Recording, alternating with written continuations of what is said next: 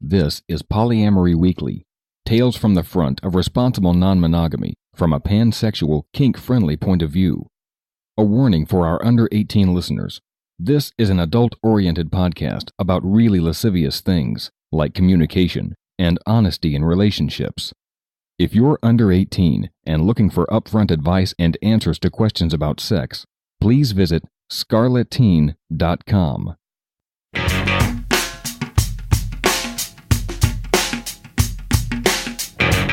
This is Polyamory Weekly, episode 531 for September 14th, 2017. Coming up on today's show, a chat with Iris Muscarella. That's on today's show.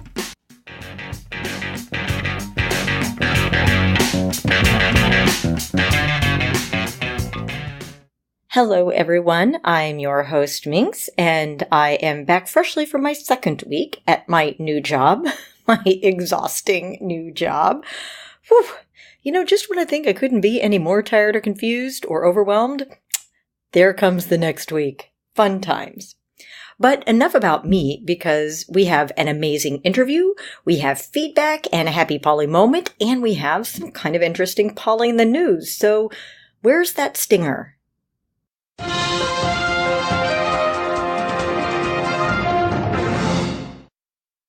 The first bit of news in our Poly in the News segment came out on September 1st, and it's kind of exciting. Some of you may know that the creator of Wonder Woman, Dr. William Moulton Marsten, was polyamorous. He famously had a poly relationship with his wife, Elizabeth Holloway, and his mistress, Olivia Byrne, and this inspired him to create Wonder Woman. Well, hold on to your golden lassos, because guess what? They're making a new biopic about the book about his life, Professor Marsten and the Wonder Woman. OMG, yes. It's supposed to come out on October 13th. It will be playing at AMC theaters. Yes, it was directed by a woman, Angela Robinson, and I'll provide a link to Alan's coverage of this event in the Poly in the News blog.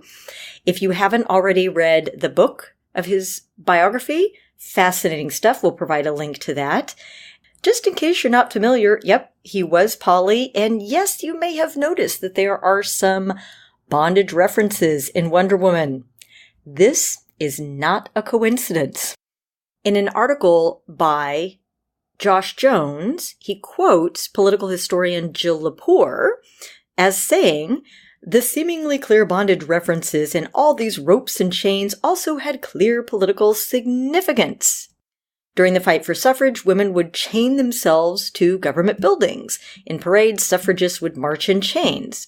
So Marsten translated the feminist ideas of the suffrage movement and of women like Margaret Sanger, Elizabeth Cady Stanton, his wife, who was a lawyer, Elizabeth Holloway Marsten, and his mistress, Olive Byrne, into this powerful, long-revered superhero of Wonder Woman." Fascinating story. Highly recommend you read the book. And when the movie comes out, hey, are we all going out in October? Let's all go out and see this. I think it'd be fun. Another article I ran across in my wanderings on the internet was called "It's Time for the Church to Talk About Polyamory." Now, interestingly enough, I posted a link to this in the Facebook page for Poly Weekly, which is where most people choose to interact with us. And the response was, shall we say, less than enthusiastic. There are a lot of atheist and skeptic polyamorous out there. That's true. But what some of you may not know is that there's a large contingency of poly practicing people who are devout Christians in one form or another, or at the very least, self-identifying as Christian in one form or another. And there was at least one who commented and said, yes, let's talk about this because yes, I'm Christian and yes, I'm poly. So the article was actually written as a call to action to the church from somebody who is in the Christian church and who cares. So if you're not in the church and you don't care, this article probably won't resonate with you. But the author is Chuck McKnight. He points out that some of these conversations have been happening in the church, but they're taking place off the radar of the church at large. People are now comfortable talking about things like homosexuality and same-sex marriage in the church, but not about polyamory. And he points out, look, there are thousands of faithful Christians who are quietly practicing poly, living these wonderful lives, but receiving no or next to no spiritual support. And he is making a call to action to the church to say, let's start talking about this in the church so that we can support those people. And he gives 5 reasons why the church needs to start talking about polyamory. Number 1, he writes, as I've mentioned, a number of faithful poly Christians are already present, and they often feel closeted from their faith communities by default. If the church is to be the church for all people, then we need to talk through what it means to be poly and Christian. Number 2, there are many more faithful Christians who either feel that they are poly or feel drawn to see if they are, but they're not sure whether it's compatible with their faith. Number 3, related to the above, there are a number of people who left the church because they assume, rightly or wrongly, that their poly relationships wouldn't be welcome there. Number 4, and there are plenty of poly non-Christians who'd be interested in learning more about Christian faith, community, and practice were it not for the same assumption that they would be unwelcome. And finally, he points out polyamory is here and it's growing, regardless of what we may personally think about it. We need to learn what the spectrum of non-monogamous relationships look like and how they work, if for no other reason than to better understand and relate to our polyamorous neighbors. And in the last line of the article, he provides a link to morethan2.com. You gotta respect that he found probably one of the best resources out there. So I thought this was kind of interesting. No, I have not read the comments because I don't do that to myself. But I'm curious to see if there are any poly Christians in our listenership and what your response to this is. Give us a call, 802-505-POLY, or email us polyweekly@gmail.com, and let us know what you think.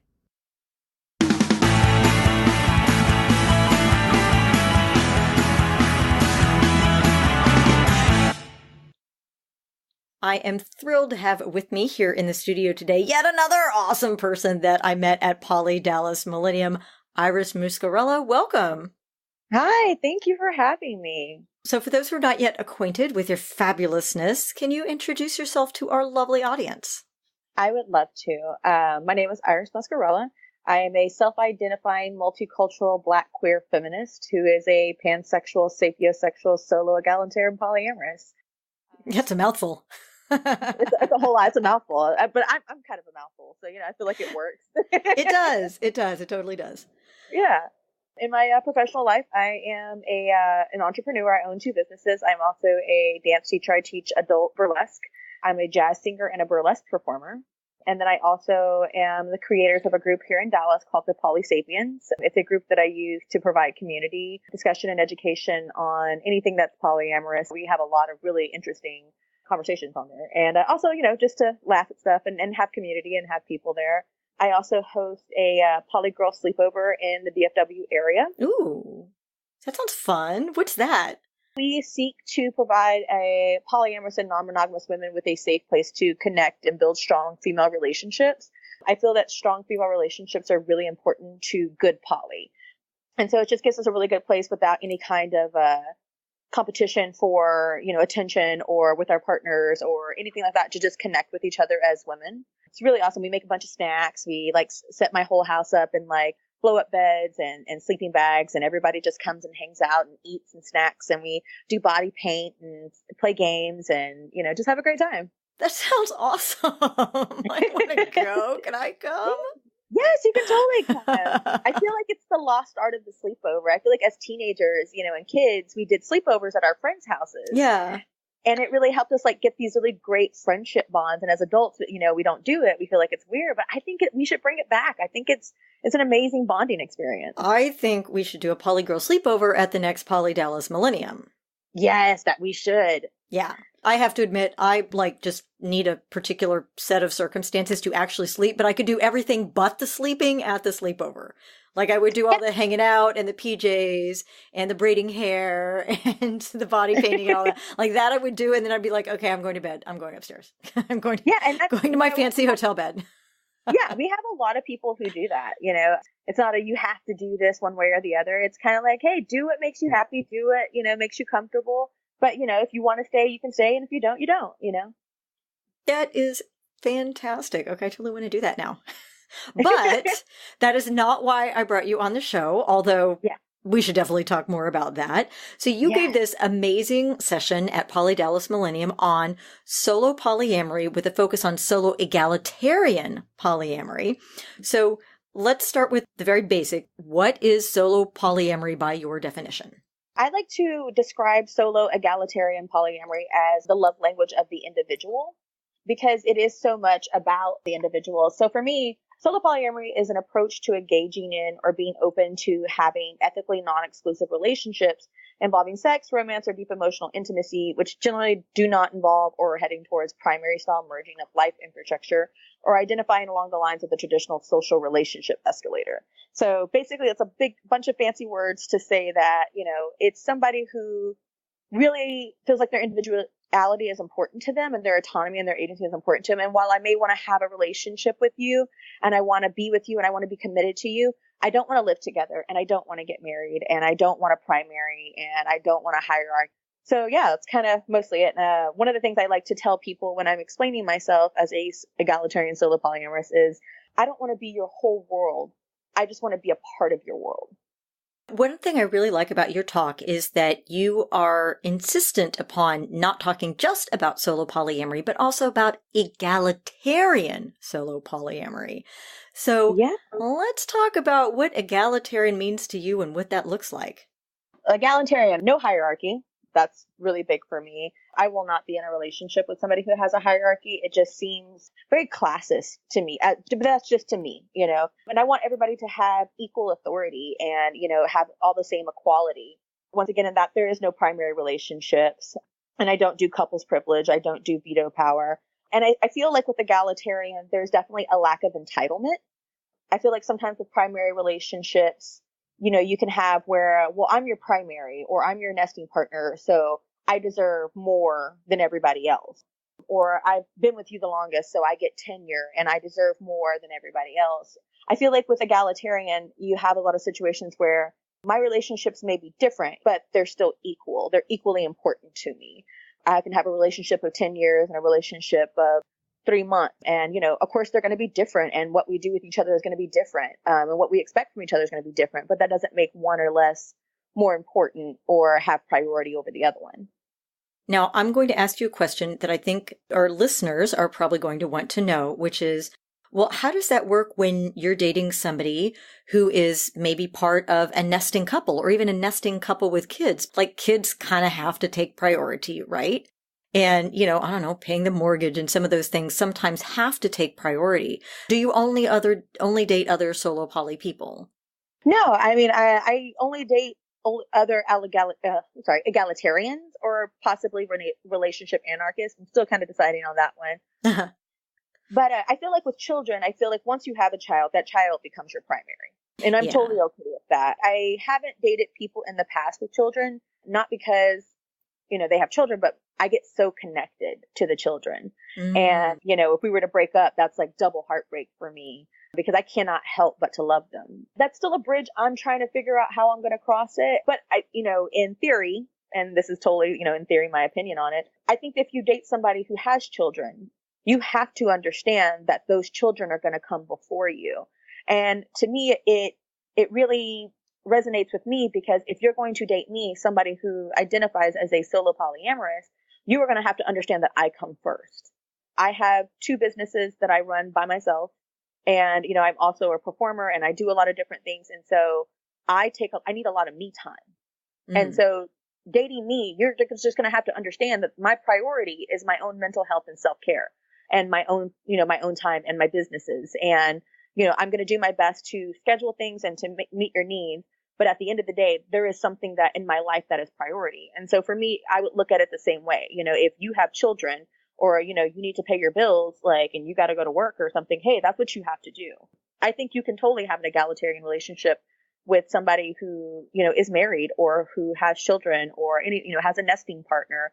I think those things are totally doable as long as you are giving equity over equality, right? So, right. It's not that the nesting partner, shall we say. It's just that the nesting partner doesn't automatically always get to have his or her needs met first, right? Exactly. It's based on the individual and it's based on the situation, and everybody gets to say, right? Yeah. And for me, as long as all the relationships are respected and allowed to develop without restriction, to me, that's what really matters. Yeah, I definitely agree wholeheartedly with that. Having in my early poly years had metamors place all kinds of crazy restrictions on what I could and could not do with their husbands. And I'm like, okay, what do I know? I'm trying to be respectful. I'll do that. And it was just, it made me feel shitty. Yeah. It really, there is no faster way to make me feel like a second-class citizen than for, someone that I'm not in the romantic relationship with come forward and say, well, you can't sleep with him until X happens, or until one of them was, tangent, until I'm comfortable with this. And I was like, well, can you give me any idea? Like, what does comfortable look like? Like, what are we looking for? How long will this take? Yeah. If it's a week or two, fine. I was new to poly. I like the guy. I'm like, okay. But if it's, until I'm comfortable, I'm like, that could be 6 years. I'm like, or never. Or never. It's like, this doesn't really work for me. So, yeah, at any rate, I don't like to feel like I'm investing my time and my emotions within a person, and someone outside of the person that I'm investing in has say over what happens in that relationship. I wouldn't do that. I always try to look at things. If it was a friend, would I allow this? Right? I would not allow my friend to define my relationship. I've had friends who didn't like who I was in a relationship with, but it was my relationship to have. I would not let my friend treat my other friend like this. Or if I would not let, somebody treat my friend like this, then, I have to say something, and I should have the right to say something if I see something like that, or if there's behaviors like that. I think that's important. I think that's a lot about the egalitarian. You don't just get to say you're uncomfortable with me, or, so on and so forth, especially if you have no basis for it. If your basis is just your own insecurities and things that you need to work on with yourself, or maybe within that relationship, that doesn't have anything to do with me, and I can't be controlled by you because of those things. Right. And it's sometimes hard to walk that fine line between, of course you want everybody to be comfortable with the relationship, right? Of course you don't want to go into a relationship where somebody is uncomfortable, but you also don't want somebody just because they, were there first, basically to get to place all the rules on everybody else, which really is not fair and denies all kinds of agency and just in the end causes a lot of problems. Yeah, 100%. And you want to feel like, a valid relationship. You want to feel like your relationship is valid and y'all can make decisions within it.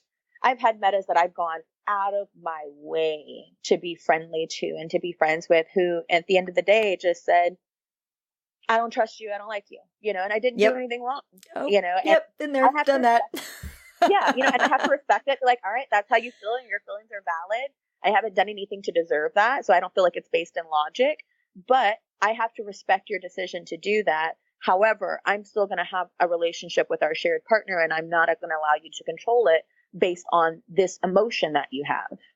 Oh yeah, interesting. When that came out with me, I actually ended up leaving because I'm like, look, if you're not comfortable and you're never going to be comfortable, then what the fuck am I doing here? I mean, yes, I'm madly in love with this guy, but I also didn't want to be seen as a homewrecker breaking up a marriage, which of course ended like a week after I left. Yeah. Anyway, neither here nor there. So, let's talk a little bit more about definitions. So you've given a definition of solo poly and egalitarian poly. How does this differ from relationship anarchy? I'm also still getting a hold on that.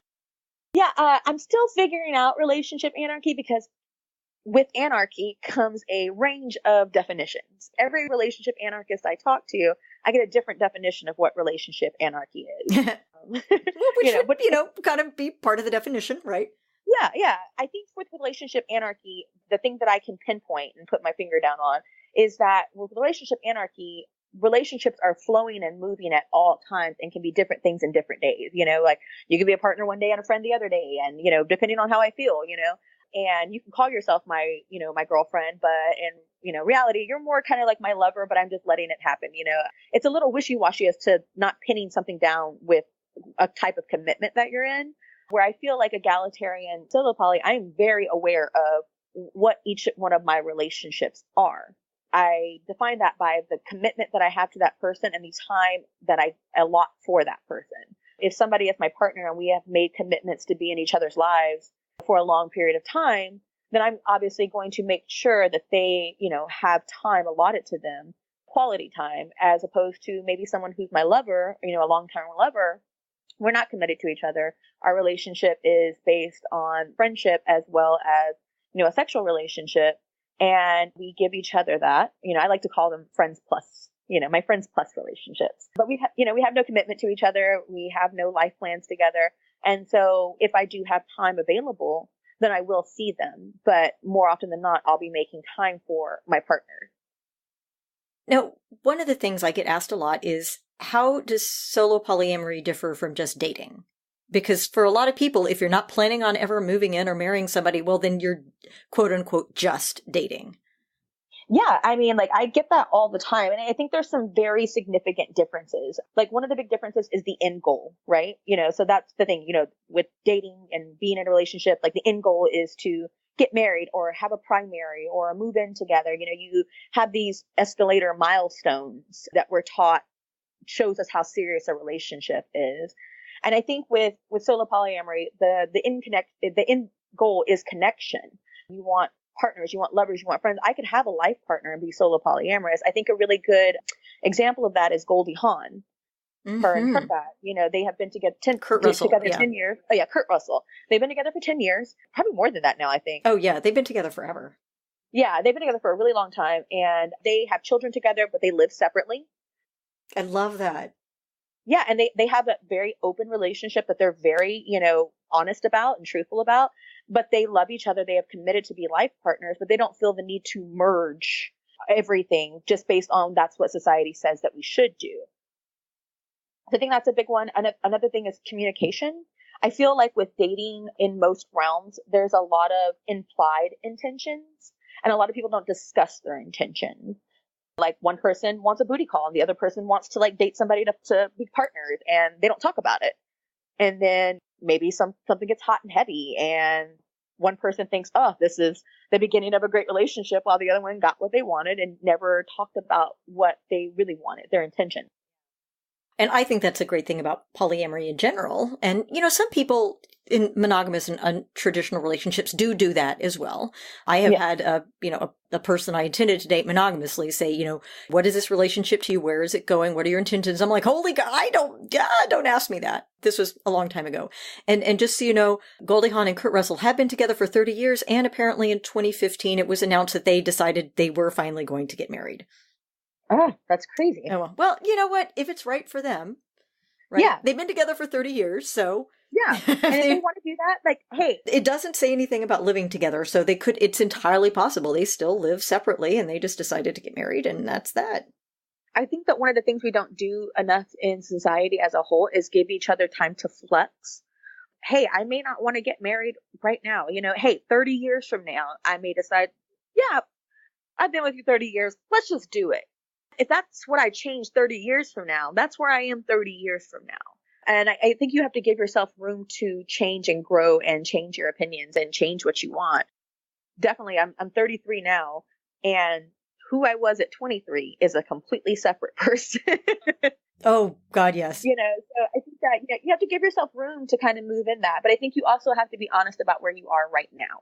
I highly encourage people, who are polyamorous to talk really openly, make your goals explicit, tell them what you have time for, let them know that, you do have other partnerships, or that, you do have other demands on your time and stuff like that. I think it's really important to always talk about the right now, with people, where you are right now and where you see yourself in the foreseeable future at this time. Also talk about your predilection for change, too, because the way we see our relationships going are not always the way they end up going. I mean, you can force a marriage because people say it's time, but it may not be right. Or you may think that you'll grow closer to somebody and you grow more distant, or vice versa. So fuck buddy can turn into a lifelong romantic partner. Yeah. Yeah. I think you also, in addition to those, you need to talk about your relationship with change as well. Yeah, and I like to tell people, I'm like, hey, look, I put my cards on the table first date. Hey, I am solo polyamorous. I'm not looking to move in with anybody. I don't want to get married.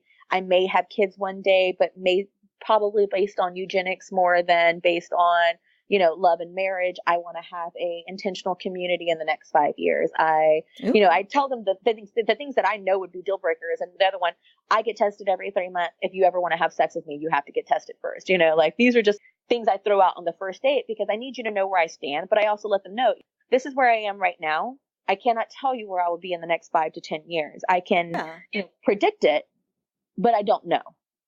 As you determined at 23, could you have predicted where you are now at 33? Maybe, no. Maybe not. For me, no. For me, definitely not. Or I'm past 43. So 23, 33, 43, I'm like, oh my gosh, I have no idea how I'm going to be at 53 or 63. Who fucking knows? Yeah. Now, one of the questions I get a lot when people ask about solo poly is, and it's a question I had myself when I was in my first poly relationship. I was dating somebody who was engaged and was married 3 months later. And even though I thought poly was a great idea, it's like, but if we're not going towards moving together in marriage, which is not things that I even wanted, but then what does a relationship look like? What relationship milestones do I have? How do I show how important the relationship is to me? How do we determine how important the relationship is? If we take out those benchmarks, then we're left with nothing, and it can be kind of confusing. So how do you answer that question? I always tell people to create their own benchmarks. What's important to you? So for me, I am a very open person with my emotions all the time. I'm not a vulnerable person. So saying I love you to someone is a very big thing for me. To love somebody and to be in love with them, that's a big deal to me. For me, so for someone who is very big on practicing safe sex and, being careful and things like that, fluid bonding, that would be a huge milestone for me because it's the most vulnerable I can be to someone. I'm with you there. It is. Yeah. Yeah. It's so vulnerable. For me, my family is extremely important to me and we're very close knit. So, meeting my family would be a milestone, spending a holiday with my family would be a milestone. And I think it's also important to ask the other person to really sit there and think about what are things that are also important to you as far as milestones are concerned. If we're going to take out, the marriage and the living together part, let's rethink the will. We don't have to go by something that was just set up for us. We can go by our own standards on what is important to us and what do we need to feel important to each other. Because if you tell me what you need for you to feel important to me, I will make sure that I do it so long as it doesn't go against who I am as a person and my own identity. If you need a call once a week, if you need FaceTime, if you need flowers once a month, if you need any kind of reassurance that I love you, then let me know what those are and let me know how to say it to you in a way that you understand without following the escalator. That's amazing. We're running out of time here. I have one more question and then I'll let you talk about anything that I may have missed, which is, so for solo egalitarian people, what are some really important things they need to remember to do? Best question. I think it's really important that you inform people that you date or have sex with that you have limited time and availability to devote to your relationships. I think that's so important. And at any point in time that you feel like their expectations aren't lining up with who you are or what you want, I think it's really important to verbalize that, to let them know, hey, you can't change me. You can't just think that I'll fall in love with you and that I'll change all this stuff. This is who I am. And if I do change, I will let you know.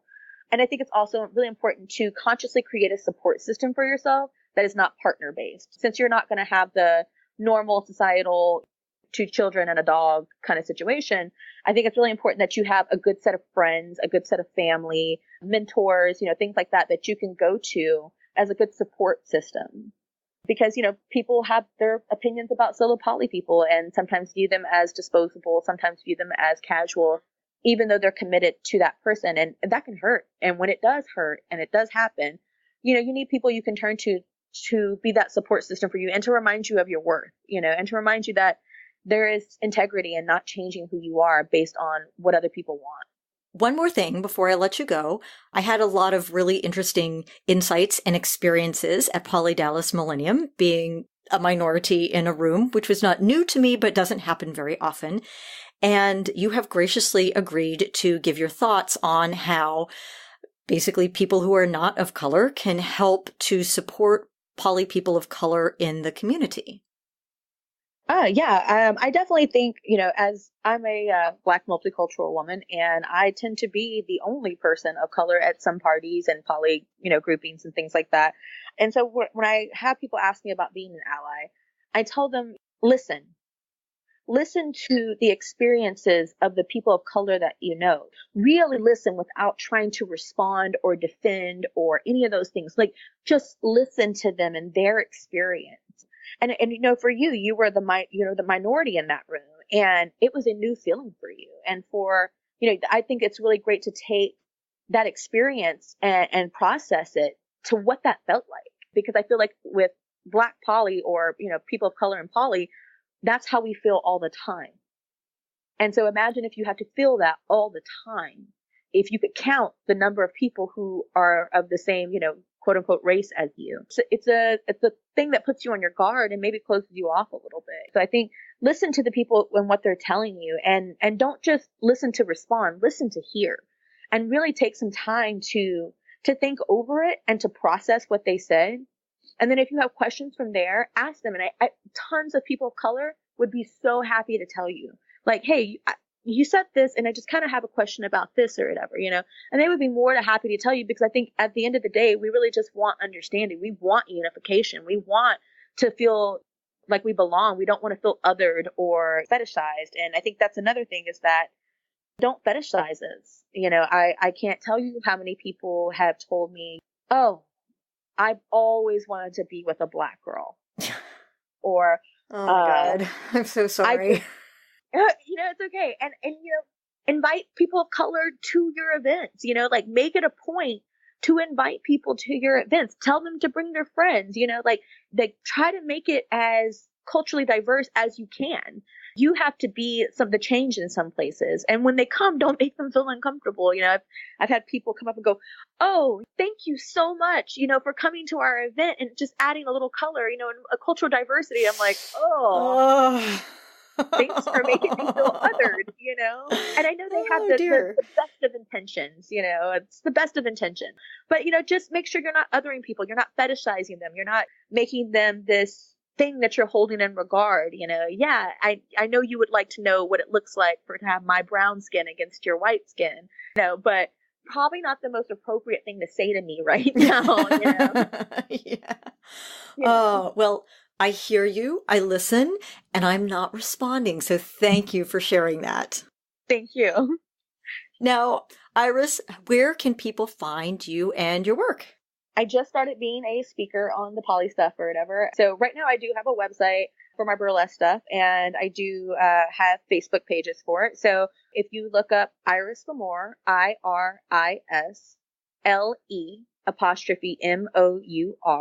you can find me on Facebook. You can find me on Twitter and Instagram. And you can also find me at www.irislamour.com. That's typically how I tend to get in touch with people and stuff like that. I'm still kind of working through it, being a lecturer of poly.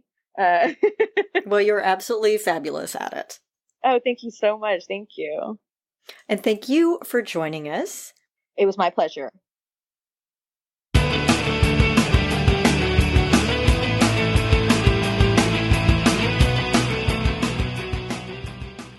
And thanks again to Iris for sitting down with us. Wow, that was such an amazing conversation. I'm so thankful for the opportunity to chat and to find out more about Iris's amazing work in the community.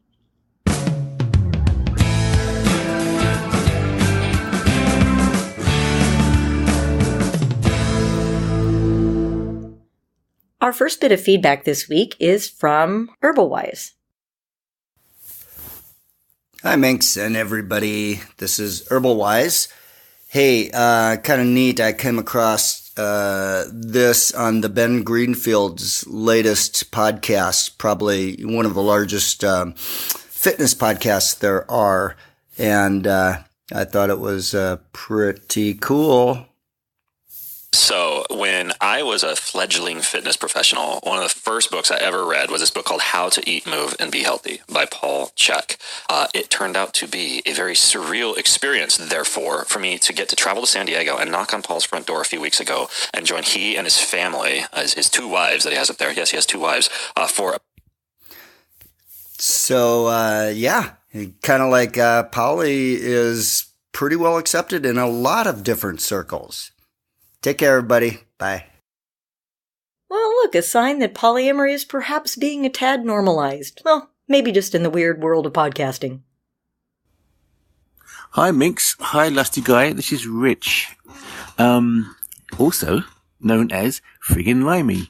So, yes, I was just playing Polyweekly 505, and much to my surprise, I heard my happy poly moment, which is really nice. So thank you for playing it, reading it out, sorry.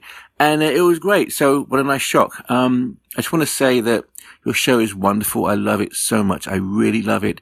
I've been following Polyweekly for, 8-9 years now. And it's been a real helpful, wonderful resource and a great family out there. And keep up the great work, really, and I'll see you on Facebook. Thank you ever so much. So, Lusty Guy, you've heard my accent now. All right, take care. Thanks ever so much. Bye. Love you both. Bye. Well, thanks, Friggin Limey, for calling in. We always love hearing your sexy, sexy accent. So if you have an accent, or even if you don't, feel free to call us at 802-505-POLY and leave us your question, your comment, or your happy poly moment.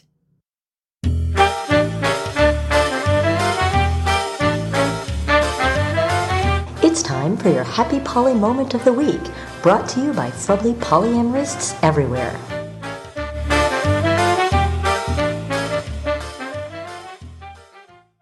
And our Happy Poly Moment of the Week starts this way. After 3+ decades in a traditional monogamous relationship, my wife and I began opening up our marriage a couple of years ago. It's been a slow and deliberate process, more for her than for me, but I met somebody last fall that I've been seeing on occasion since. She, too, is in a 30-year marriage that's been open for a few years now. The four of us have become good friends, though there's no romantic interest between my wife and her husband. My birthday was last week, and to celebrate, my wife invited my lover, paramour, girlfriend, I never know what to call her, to spend Saturday night with us. We had dinner and drinks, and then retired to a hotel room across the street that the girls had gone in early and decorated with twinkly lights, champagne, and all manner of tasty delights. We had an incredibly romantic time together. Erotic time together, because sometimes it is all about the sex, and all fell asleep with me in the middle. In the morning, we snuggled and talked before we got up to shower and check out. We took our special guest home where her husband was waiting after his sleepover date had left, and we all had coffee together. It was a first for us, but it all just flowed easily. As we talked it over in the morning and later over the weekend, there was no awkwardness between any of us, and we all agreed we'd do it again in a heartbeat. Since I began listening to your show, I've always secretly hoped I'd have a happy poly moment to share, and now I do. Well, thank you so much for writing in. That is a delightfully erotic happy poly moment, and I'm so glad you did.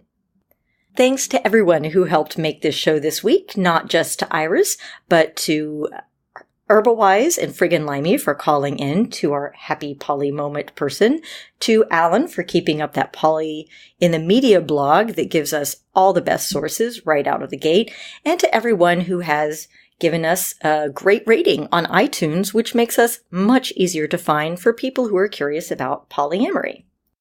We are a free resource. We help hundreds of thousands of people navigate their introduction to and success in polyamory, and donations of any kind help keep the podcast free for everyone, both inside and outside the community. Call us 802-505-POLY, write us polyweekly@gmail.com, find us on facebook.com/polyweekly or Twitter @polyweekly or @cunningminx, and pretty much everywhere else online. And with that, I leave you to the rest of your week and remind you that, well, it is about the sex, but it's not all about the sex.